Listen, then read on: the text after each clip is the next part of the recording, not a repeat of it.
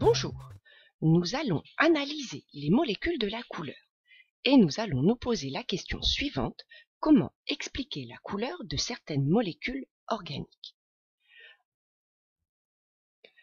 En effet, dans la nature, on peut voir une palette infinie de couleurs. Voici quelques exemples: le paprika, le jaune de Soudan, l'indigo, mais aussi nous trouvons des pigments dans la tomate, les poivrons et le chou rouge. Avant d'expliquer la couleur de certaines molécules, nous devons rappeler quelques définitions. Les molécules organiques sont composées essentiellement d'atomes de carbone en noir et d'hydrogène en blanc.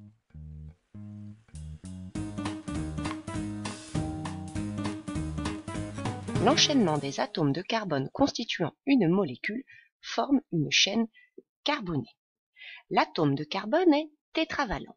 Il peut établir 4 liaisons d'après la règle de l'octet. Il peut former des liaisons simples, des liaisons doubles ou bien des liaisons triples. Il arrive parfois que certaines molécules organiques possèdent une alternance de liaisons doubles et de liaisons simples. On parle alors de systèmes conjugués de double liaison. Deux doubles liaisons sont conjuguées si elles sont séparées par une liaison simple. Parlons maintenant des groupes chromophores. Les doubles liaisons permettent l'absorption de la lumière dans le visible et l'ultraviolet. On les appelle des groupes chromophores. Voici quelques exemples de groupes chromophores.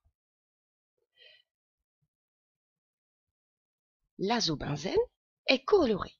Cette molécule possède des doubles liaisons. Le paprika est une épice. Sa couleur est due à la présence de plusieurs pigments, dont le carotène. Cette molécule possède plusieurs doubles liaisons conjuguées. Dans de nombreux cas, une molécule possédant au moins 7 doubles liaisons conjuguées est une molécule colorée.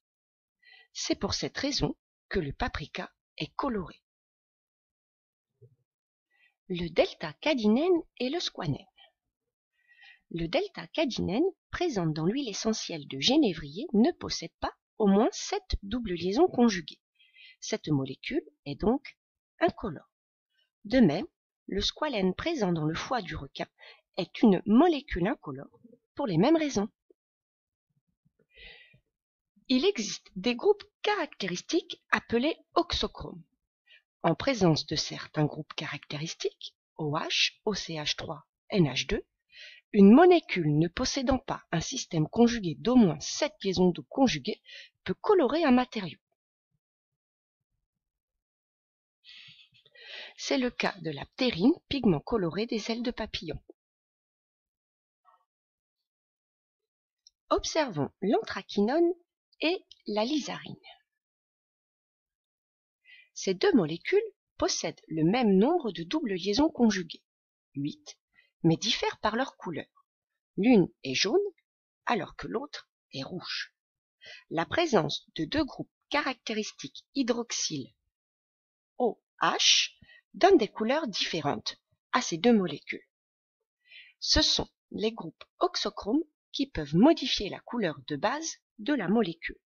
En effet, les groupes oxochromes peuvent augmenter l'intensité de la couleur d'une molécule ou alors la modifier.